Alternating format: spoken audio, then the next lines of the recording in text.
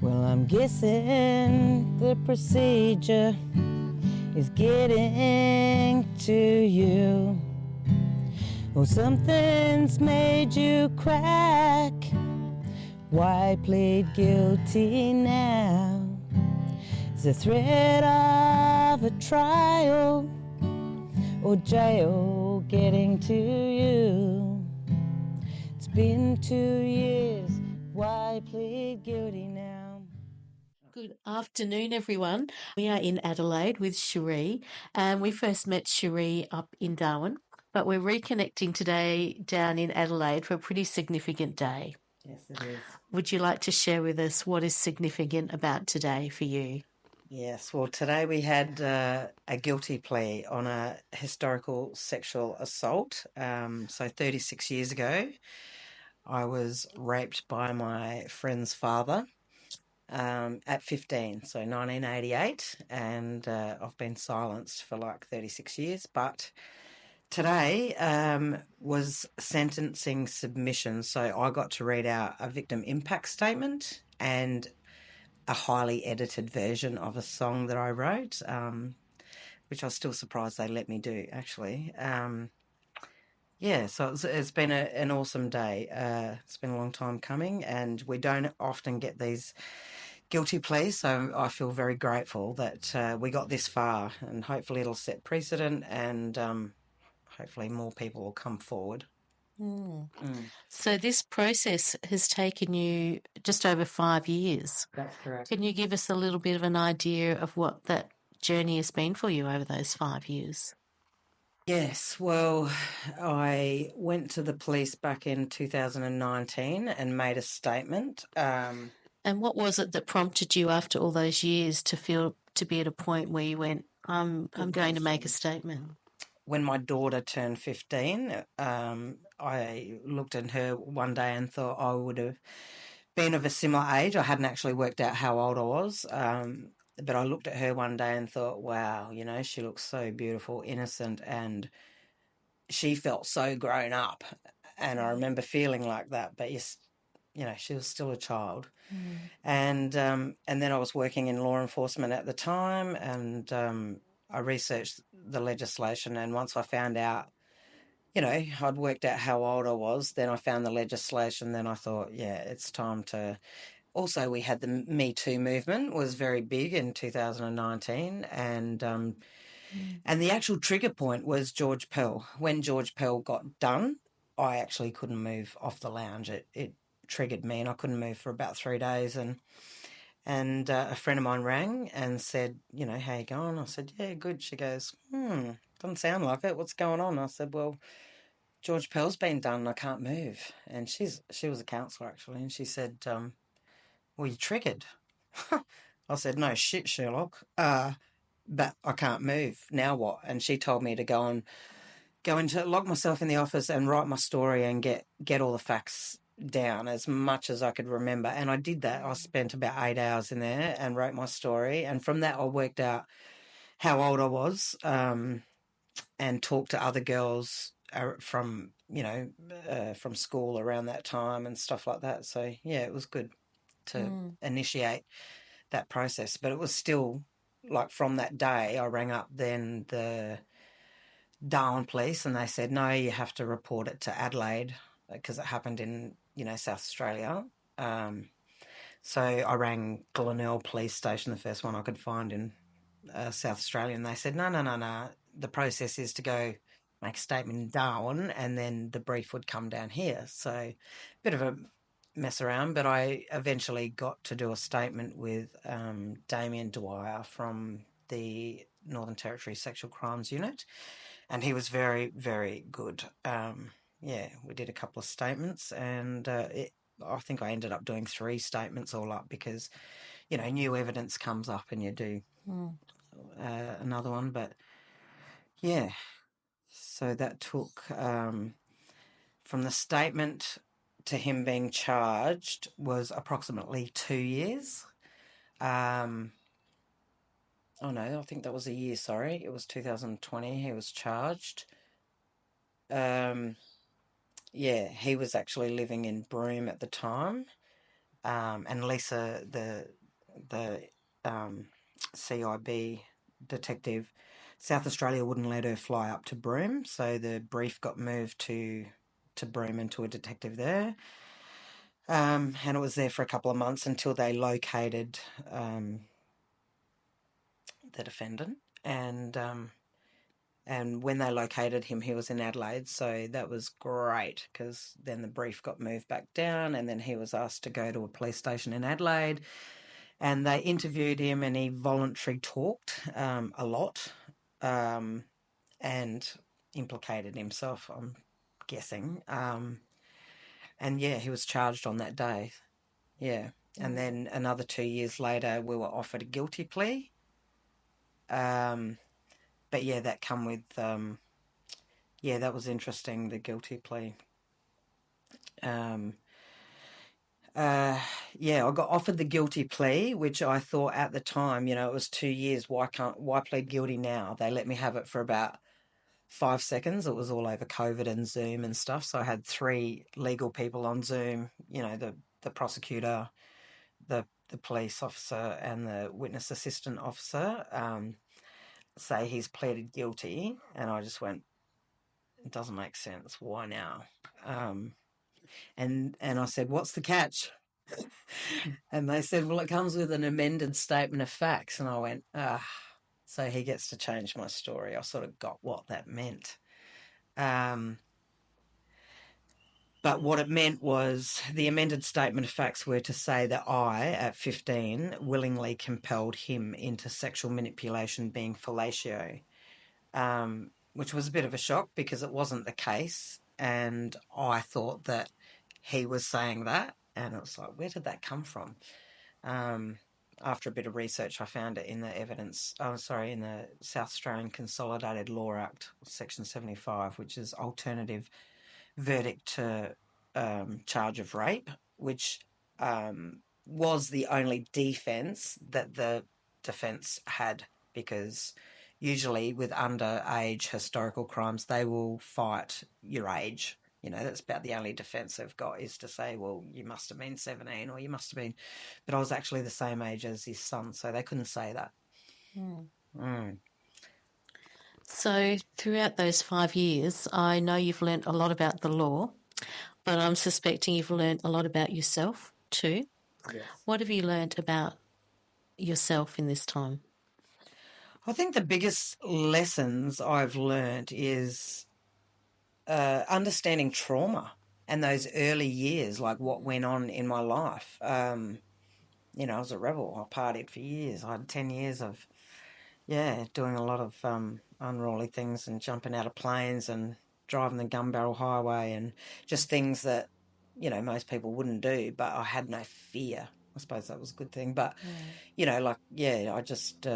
but now, like during the 5 years, I can honestly say that I'm very grateful that it took 5 years, because I have learnt to slow down, learnt to, you know, it's a healing journey for me by speaking out.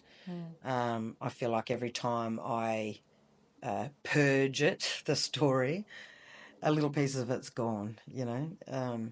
That side of it's been good in a way, like learning how to do breath work and meditation and just finding out and taking time for me, this whole journey, you know. 5 years, I've summed it up by driving down from Darwin, camping on the way, and just making it like a healing, process. Yeah. Thank you. Well, you've waited 38 years, 36. 36 years for justice. Yeah.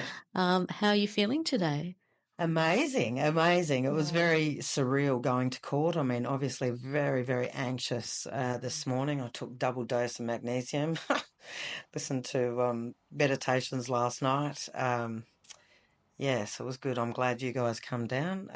I chose to go to court by myself. I did have people that wanted to be here, but I just couldn't think of anyone else's movements. Like I just wanted to focus on the event and read out and be, you know, feel strong enough to do my victim impact statement and stuff like that. Yeah. Well, it has been an honour to share this day with you, and to find a little bit more about your journey. So we've had sentencing. Part of the process is today, but there's another stage to go. What's that final stage? Yeah, so today was sentencing submissions, and we only did half. They were actually going to adjourn it today, but when the judge found out that I had driven down from Darwin, they allowed the first section of these sentencing submissions. So this is all the evidence for the judge to decide the sentencing. So the rest of the submissions are going to happen on the 30th of May, or the 29th of May, I think it was today. And then there's still one more process, and that is sentencing. So from what I heard today, it looks like he will get something like home detention because of his age and health. But, you know, I wasn't worried about that. I'm actually very grateful that he did plead guilty. And that was just before the like we were up for a 4-day trial, and it was just before, it was on the 29th of February, the leap year, that he pleaded guilty. And it was, I was just about to fly. I was spewing because I had a ticket to the Fringe and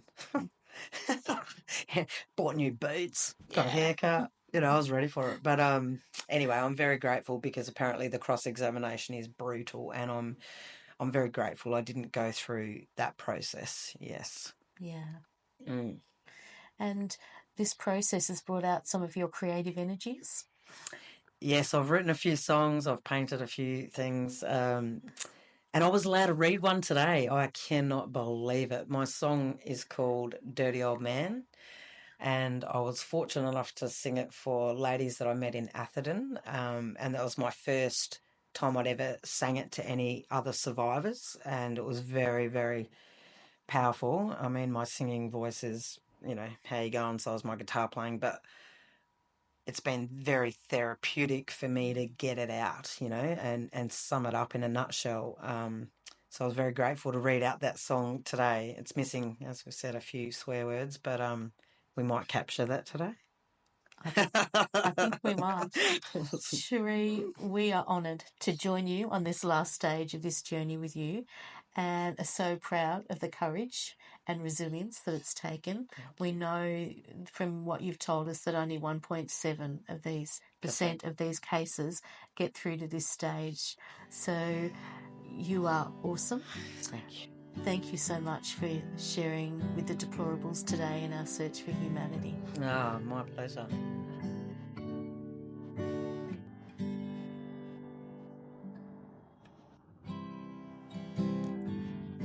Thank you for the opportunity to express the impact that this event has had on my life.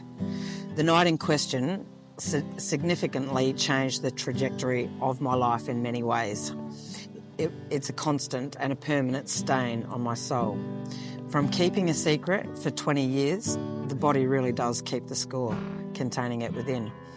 I had no one to console. My mother had left the family home, and my father was a very angry man. I think we both know what he would have done. I'd already lost one parent. I couldn't have the other in jail. My brother and I would have ended up in care. I've looked back on the last 36 years and I'm still uncovering aspects of my life that this event has impacted. Before it happened, I had a good friend, I had good friends, I had a horse, I had my first boyfriend. It wasn't all roses, as my dad was abusive and my mum had taken off when I was 11. It was a broken home. I'd left school and to find my place in the workforce. I'd only been in my job for 3 months when this event happened. My boyfriend didn't know about it. He noticed the changes in me. He watched me while I ran off the rails. I started drinking, smoking, doing drugs. My boyfriend at the time always thought he'd done something to affect me. For 30 years he blamed himself. It took a long time to work out what went wrong with me.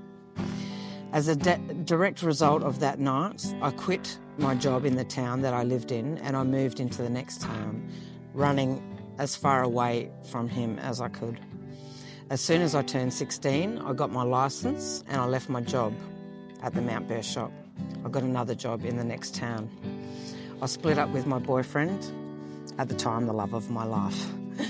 I went on a downward spiral for approximately the next 10 years. I moved so many times, I worked in nearly every state. I couldn't settle. I partied, got drunk, did drugs, and at the time I didn't question why. It took me until I had my own daughter, and when she turned 15, I remember looking at her in the front yard one day and thinking, wow, she's so beautiful and innocent. And although she felt grown up, she was still a child. I seen myself in my daughter, and that's the first time I thought about the incident after 20 years of blocking it from my brain. I later learnt that that's a symptom also of PTSD. When I worked out how old I was, I started researching legislation. I was onto something, as for years I actually thought it was my fault for willingly meeting him at the shed. I understand now that I was coerced. I was shit scared of the dark, let alone the fear I had of meeting up with him. At the time, the pain was excruciating. The pain was so bad I thought he was going to burst my insides. I thought I might die from the pain. I was physically injured by what happened. The pain was excruciating. I couldn't walk for 3 days. We didn't have doctors and I couldn't tell anyone. Anyway, I found the legislation and nailed down the offence in the South Australian Consolidated Law Act. There it was, section 49.3. A person who has had sexual intercourse with a person under the age of 17 is guilty of an offence. Bingo. Then I read a heading of the Darwin Sexual Assault Referral Centre's website. Why are there age of consent laws? Well, they are designed to protect children. Such laws effectively determine that children below the age of consent are yet to reach a level of general maturity, enabling their safe participation in sexual activities. When I understood what had happened, that it was legally considered rape, my world fell apart. I became a depressed and anxious mess. I kept friends at a distance while I hibernated from society, going deep within. I sought counselling and a psychologist to try and understand and unpack the trauma that was caused directly due to that event. I was diagnosed with PTSD, or complex PTSD, anxiety and depression. I still have nightmares currently about that day, about that night, and I wake myself up screaming, saying, "You're hurting me, get off me." I have difficulty concentrating. I've had disassociation from the trauma. It's huge. I disassociate a lot. I've had a lack of self-esteem and confidence issues for years. With men, I still lack that. Relationships with men are nearly non-existent. I have had relationship difficulties, never connecting with anyone after that, really. Still. I'm a bit of a loner and highly independent. Because of issues with trust, I keep men at bay. Issues with not feeling safe have continued. I camp out bush, away from people. I think I overcompensate for safety and organisation and have everything I ever need in my car to get myself out of every situation. As an adult, I've developed an autoimmune disease, activated mast cell syndrome, a rash all over and high histamine levels through stress. I ended up in hospital not long after I initially made my statement to the police. Even now, my skin gets irritated when I get stressed, but I manage it with treatment from a professional naturopath. Through this process, my daughter emotionally lost her mother. She has suffered, seeing her mum at the most vulnerable. My daughter said she wished I had put the same amount of effort in with her as I have had with this case. I've become obsessed with getting through this, and I don't currently have contact with her at the moment. For the last 5 years, since I decided to go forward with my statement to police, I've lost myself piece by piece.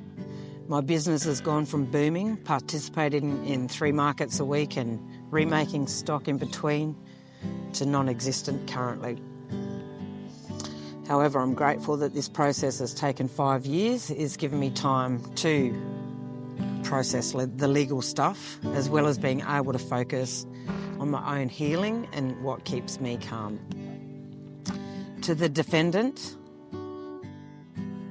Neil Watson, by facing my biggest fear, you, I will now begin my healing journey. I will find my voice. I won't be silenced. I will help other women navigate this process and share the lessons that I have learnt. The end.